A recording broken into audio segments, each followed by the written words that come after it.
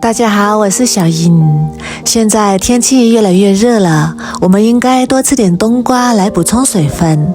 今天花了2块钱买了一块冬瓜，我们用它来分享一个不一样的新吃法。首先，我们把冬瓜瓤和冬瓜籽去掉，不要，像这样就可以啦。然后我们再把冬瓜皮切去，不要。我们在选冬瓜的时候要选这种绿皮的冬瓜，这样的冬瓜吃起来口感比较好。去皮之后再改刀切成厚厚的薄片，切的薄厚均匀一点就可以。全部切好之后再改刀切成细丝，切好之后装入大一点的碗中，然后碗里面加入1小勺盐，再用手充分的抓拌均匀，把冬瓜腌一下，腌出部分水分。抓拌均匀之后，先放一旁腌制10分钟。再来准备2块钱的瘦肉，先切成厚厚的薄片，再改刀切成细丝，最后把它剁成肉末，也不用剁得太碎，有点颗粒感，口感更好。剁好之后装入碗中备用。接下来准备半个去皮的胡萝卜，先切成厚厚的薄片，再改刀切成细丝，最后切成小碎丁，尽量切得碎一点。切好之后装入碗中备用。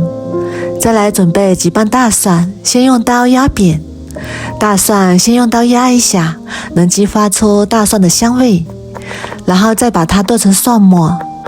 剁好之后装入碗中备用。再来准备1把小葱，把葱叶和葱白分开切，把葱白切成葱花，切好之后和蒜末放一起，再把葱叶也切成葱花，切好之后装入碗中备用。现在我们的冬瓜也已经腌好啦，腌出了不少的水分，然后再用手挤一挤，把里面的水分挤出来。我们尽量给它挤得干一点，这样吃起来口感更加的脆爽。挤好之后装入大一点的碗中备用。冬瓜汁也不要倒掉，留着等一下有用。然后再往冬瓜里面打入4个正经的鸡蛋，然后再用筷子把鸡蛋搅散，搅拌均匀，让鸡蛋液和冬瓜充分的融合在一起。搅匀之后再加入1勺玉米淀粉，然后继续用筷子搅拌均匀，多搅一会儿，搅拌至没有干淀粉颗粒，像这样就可以啦，先放一旁备用。再来准备1个小碗，加入2勺生抽，1勺盐，1勺鸡精，1小勺胡椒粉，1勺玉米淀粉，1勺蚝油，最后加入1碗腌冬瓜的水，然后用筷子充分的搅拌均匀，先放一旁备用。然后起锅加入少许食用油，油热之后把冬瓜鸡蛋液加进来，然后用铲子把它铺平，把它铺成圆形，然后转小火慢慢煎。煎至底部定型之后，轻轻地晃动锅子，让它受热均匀。煎至一面金黄之后，再利用1个盘子给它翻个面，然后继续开小火慢慢煎，把2面都煎至金黄。2面金黄之后，再把它盛出来，装入盘中备用。哇，好香啊！这个饼看起来就非常的有食欲。然后起锅加入少许油，油热之后把肉末加进来翻炒，开小火把它快速炒散，炒出香味，炒至肉末微微花黄，然后再加入1勺料酒去腥增香，继续翻炒均匀，炒出香味。